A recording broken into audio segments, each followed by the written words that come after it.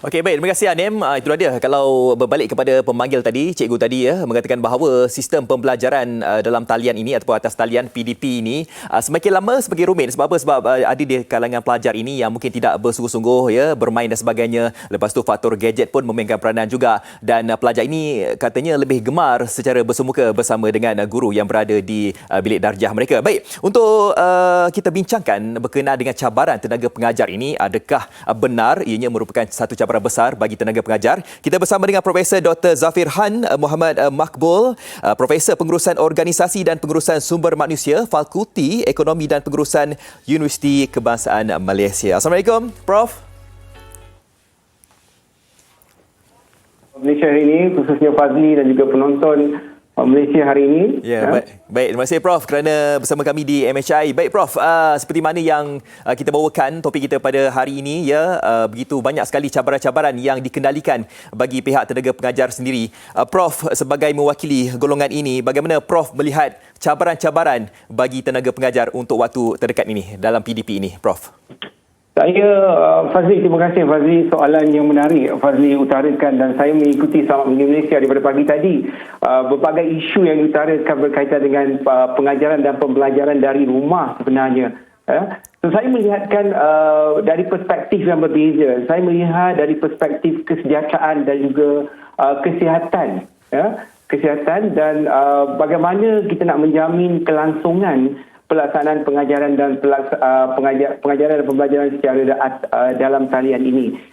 Dan kalau tanya saya, cabaran utama yang dihadapi semasa pengajaran dan pembelajaran dari rumah ini, pertamanya dari segi masa. Masa itu memainkan peranan penting dalam kita mengikuti pembelajaran secara atas talian. Kekurangan akses itu perlu juga diambil kira. Bilangan ahli keluarga, bilangan gadget dalam satu rumah, dan juga masalah sokongan teknikal di situ. Sebab di rumah semuanya kena buat sendiri, dan mungkin kita juga lupa satu isu yang kita perlu sedar bahawa teknofobia juga merupakan satu masalah yang akan mencetuskan teknostres sebenarnya kepada mereka yang tidak mengikuti cara yang betul pengajaran dan pembelajaran dari rumah.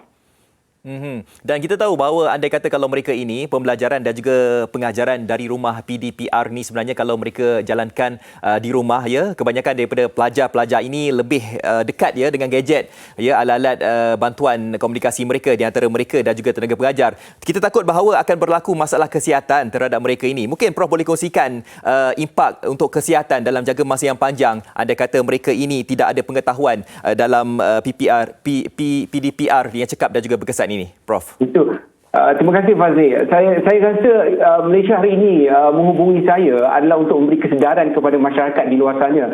Sebab saya banyak melakukan kajian berkaitan dengan stres, kemurungan, khususnya kepada pekerja organisasi dan juga pelajar-pelajar yang dihadapi oleh pelajar-pelajar. Dan kalau kita tengok generasi Y, X, Y, Z, generasi Z yang lahir pada tahun 1995 ke atas itu berisiko tinggi mendapat impak dari segi kesihatan jika dia menghadap gadget terlalu lama. Sebab kita tahu generasi Z dan generasi Alpha ini sangat erat hubungannya dengan teknologi. Dan mereka perlu sedar banyak faktor yang perlu diambil kira dari segi pencahayaan, pengudaraan dalam bilik dan sebagainya perlu diambil kira. Dan kalau kita lihat Fazli kata kesihatan dan sebagainya, kalau kita tengok dalam satu rumah kita dapat kita sedar bahawa di luar sana tidak berkemampuan. Kita tahu ada pihak yang tidak berkemampuan untuk menyediakan persekitaran yang selesa, ruang bilik yang berhawa dingin dan sebagainya.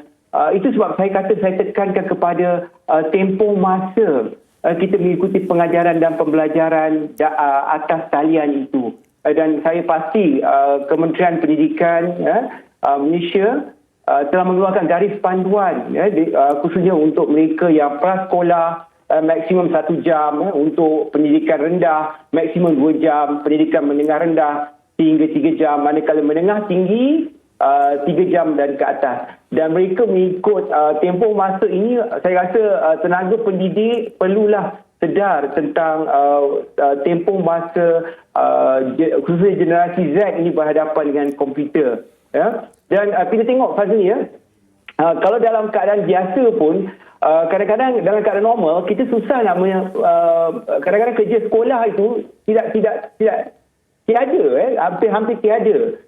Tapi dalam keadaan pembelajaran atas talian, di kerja sekolah, kerja rumah itu semakin bertambah, dan mereka menggunakan pelbagai media dan komputer tanpa memikirkan kekangan itu. Dan di sinilah kita perlu semua pihak, sama ada peringkat tertinggi, pendidik, guru, ibu bapa, pelajar memainkan peranan penting, dan mereka perlu faham bagaimana pembelajaran atas talian ini boleh dijayakan di sewaktu kita semua sedang mendapati pandemik COVID-19 ini.